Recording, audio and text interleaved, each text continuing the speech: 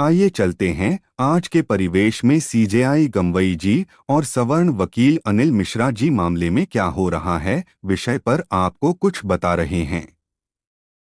वकील अनिल मिश्रा की मुंडी काटने तथा कई लाख जूते लेकर मिश्रा जी को मारने की उद्घोषणा करने वाली भीम आर्मी द्वारा कई सवर्ण विरोधी बयान आने के बाद हमारा मन यह कह उठा कि हे देशबंधु सत्य प्रकाश चौबे, अब तो कुछ बोलिए, नहीं तो बहुत बड़ा अनर्थ भीम आर्मी उस समय करने जा रही है जिस समय बाबा जी का बुलडोजर आतंक विरोधी तत्वों द्वारा कब्जे की भूमि पर चलाया जा रहा है।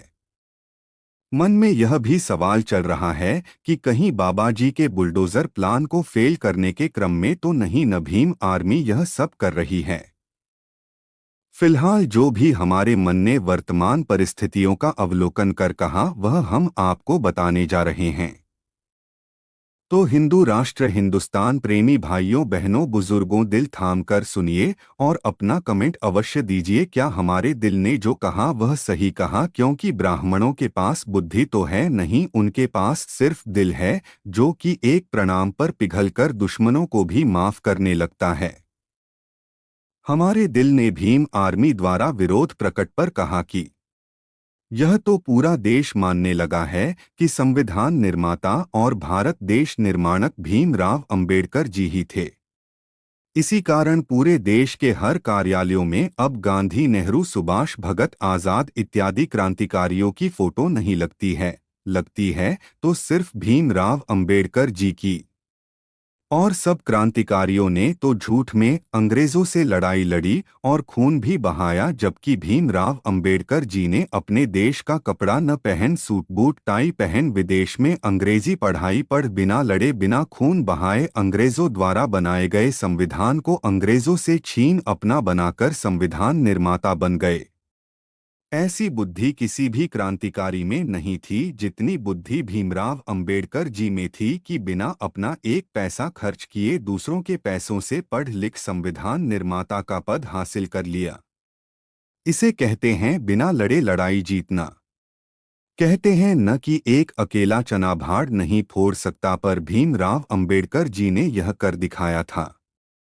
हिंदुस्तान की संस्कृति, सभ्यता और सनातन धर्म संविधान को अपने बुद्धि से खत्म कर अंग्रेजों द्वारा रचित संविधान को अंग्रेजों से छीनकर अपना बनाकर भारत में लागू कर दिया और हिंदुस्तानी टीचर ट्रेनिंग सर्टिफिकेट को खत्म कर आरक्षण लागू करते हुए बिना पढ़े लिखे व अनटैलेंटेड कमजोर गरीब को उस कुर्सी तक बैठा दिया जिस कुर्सी को पाने के लिए लोग बड़ी बड़ी किताबें कई कई साल पढ़कर बड़ी बड़ी डिग्री हासिल करने हेतु कड़ी मेहनत करते हैं।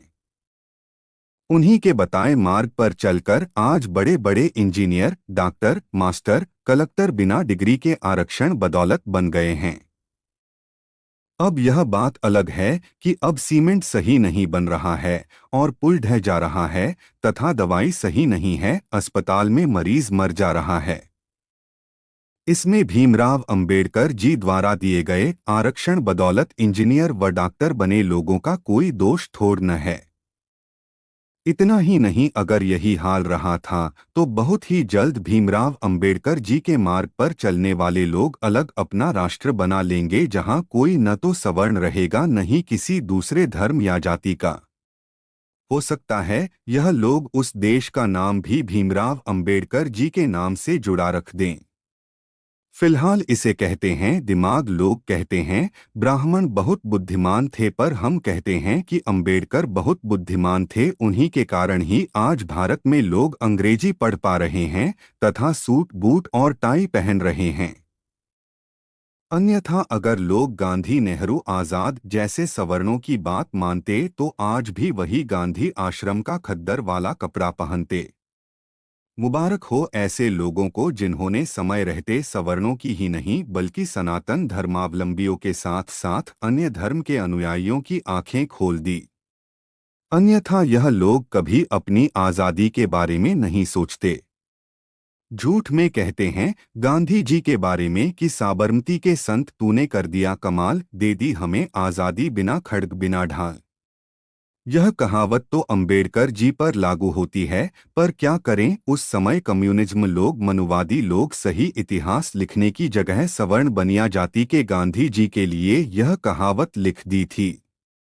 बहुत सारी बातें हैं पर लिख नहीं सकता, सिर्फ इंतजार है उस दिन का जिस दिन अंबेडकर मार्गी लोगों का अपना अलग देश होगा, उनका अलग संविधान होगा और उन लोगों को सनातन धर्म तथा सवर्णों से आज़ादी मिल जाएगी और सवर्णों को फिर कोई इतना अपमानित और जलील करने वाला नहीं रहेगा। हिंदुस्तान में सभी लोग खुश रहेंगे, न कहीं 5 किलो राशन हेतु लाइन लगाने वाला दिखेगा, न ही आरक्षण की मार रहेगी। जय श्री राम उन सभी भीम क्रांतिकारियों को जो अपनी आज़ादी की लड़ाई आज भी लड़ रहे हैं अपने अलग देश के लिए। सलाह सिर्फ एक है कि जिस प्रकार अंबेडकर ने बिना पैसा गंवाए व मारपीट किए इतना बड़ा पद हासिल कर लिया, उसी प्रकार आप लोग भी सवर्णों और सनातन धर्मावलंबियों से बिना मारपीट किए आज़ादी लेकर अपना अलग देश, अपना अलग संविधान बना लें, क्योंकि हिंदुस्तान में सनातन धर्म संविधान धरती उत्पत्ति से चलता आ रहा है। राम और कृष्ण के राज में भी चला, इतना ही नहीं क्षत्रिय राजा बुद्ध के समय भी चलता था।